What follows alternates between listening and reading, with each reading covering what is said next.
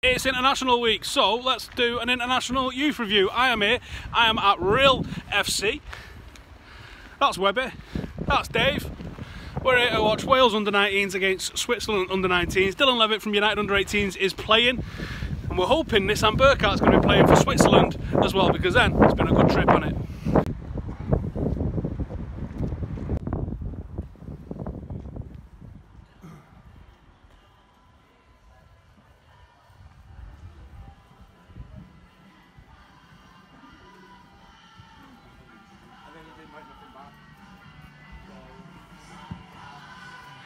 In fact, let me just film it. Are you playing that other one? It's on the bench.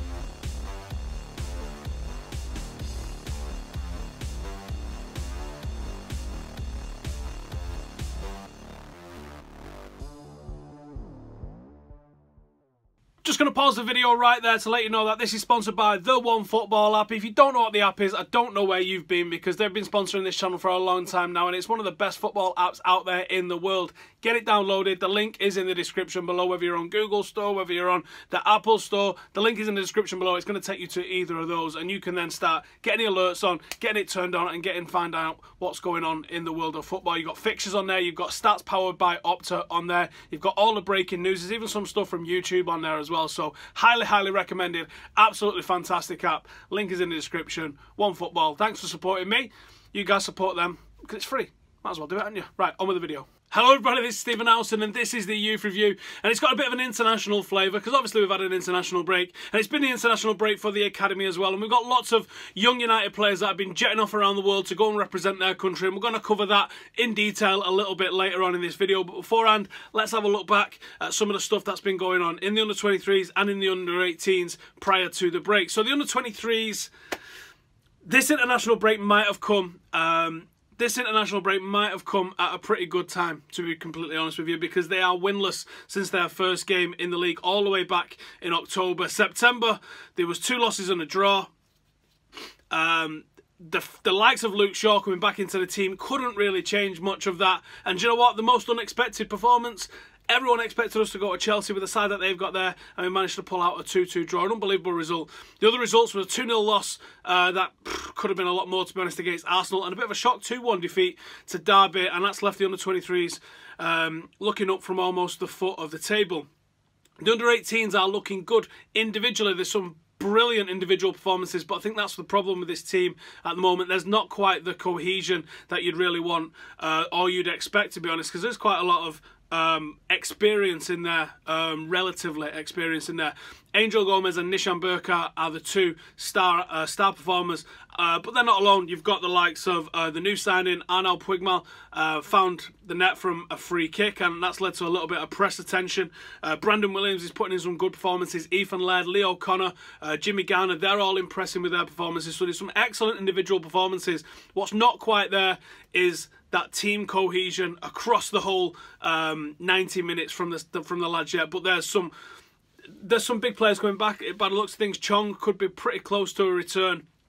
And we've also got Traore is going to be coming into the team as soon as his international clearance is sorted out. That might have already been done by now, but we haven't seen him in a public game. Puigmal, he's, like I said, getting headlines all over the place. And I think the issue that we've got is we've got a couple of positions that are absolutely stacked, that any players could play there, and we're sort of just trying different players, trying to find the right sort of formula in different positions, and I think that's sort of leading to a couple of issues in the team in terms of getting the right result at the right time for us. Like I said, it's just not clicking yet.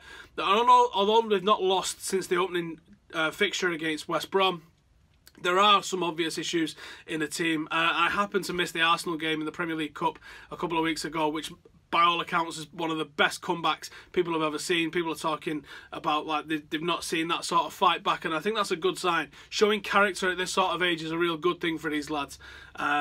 We came back to win the game 4-3 after being 3-0 down at half-time. An unbelievable 45 minutes from the lads. So then, to the internationals. Let's talk about the internationals then. The headline of what's going on is the Under-17 World Cup at the moment. And actually, England have got a bloody good side out there at the moment. Angel Gomes is captaining the lads over there in India. They had a game against Chile at the weekend, the first game. Last night was a game against Mexico. And now they face what shouldn't be a big test for them in the final group game against Iraq. They've won both the games so far, 6 points from 6. They look absolutely fantastic, and it's hard not to, because for a change, England have picked their best under-17s. You've got Angel Gomes captaining them, Borussia Dortmund now, not Manchester City's, Jadon Sancho, who you know we've mentioned on this episode quite a few times, and also Phil Foden from Manchester City, and as well as McCracken from Chelsea, like in that sort of number 6 kind of role. This is an absolutely belting England team, and I think they could legitimately go all the way. I think they could go all the way. They made it difficult for themselves against Mexico. They went 3-0 up, and then somehow Mexico scored a couple of scrappy goals, and it ended up being 3-2. But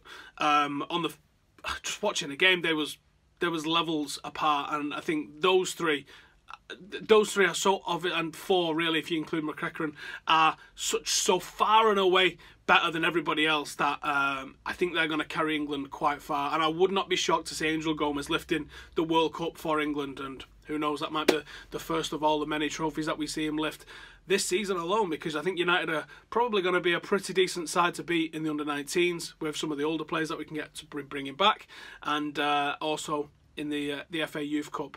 We're expecting big things from United this season. And aside from what's going on over in India, there were some games quite locally. So I decided I was going to go and check out Wales under-19s against Switzerland under-19s. A little bit of a surprise on the way down. I was like, oh my God, we've got Nishan Burkhart here. He's probably going to be playing for Switzerland, isn't he? Turns out that was exactly the case. So we got to see Dylan Levitt featuring for Wales, who put in a fantastic performance, and Nishan Burkhart featuring for Switzerland, who started on the bench and then came off the bench and scored the goal of the game within about 2 minutes of being on the pitch. Both played very well, but it was a real good tactical game. It was nice to see. By the looks of things, it was a 4-2-3-1 from Wales, and they'd asked Dylan and the other sort of number 6 to sort of really hold back, and that was sort of restricting what Wales could do. And they didn't have the numbers in midfield because Switzerland was playing a 3-4-3 that completely flooded that midfield, and it was excellent to see the tactical battle that was going on. Wales switched it up at half-time after being totally dominated in the first half, got themselves back into the game, and actually snatched a winner from coming from right from behind to end the game. It was probably like a minute to go or something like that, catching them with crosses from set pieces. Spoke to Nishan afterwards and said we'd been working on that in training and we was crap in training. No surprises that we conceded off them. Interesting to see. So it was a great game to go to, actually. A real enjoyable game for a change to actually go and just experience what was going on. It was a nice level. It was a really interesting game to see the differences. A couple of real good players in that Switzerland team to look out for as well, especially the big lad that was up front, whose name I have forgot. He's had a little spell at Juventus. Definitely worth checking him out. He's a good little player. But that is it. It's a nice short and sweet review this week. We'll be back as soon as we are back into the fixtures. It's been difficult to get to a lot of the under-18s fixtures, so for some reason recently they've been playing them on the same day, just a couple of hours before the first team play, and obviously having to go live with Full-Time Devils an hour before kick-off, and the preparation for doing that means that I can't get to the under-18s games and then get to like hotel football on time to be able to go and do what I need to do for Full-Time Devils. So it's been a little bit difficult. Hopefully that's going to change, as some of our games now are later kick-offs or Sunday kick-offs and stuff like that. But as soon as they're back, I'll be getting my arse down to go and cover them. So that is it, as I said, for this week's youth review. Make sure to keep it locked. Subscribe. Any questions about any of the academy lads or anything like that, bang it in the comments. I'll do my best to reply. Thank you for watching. I'll see you later.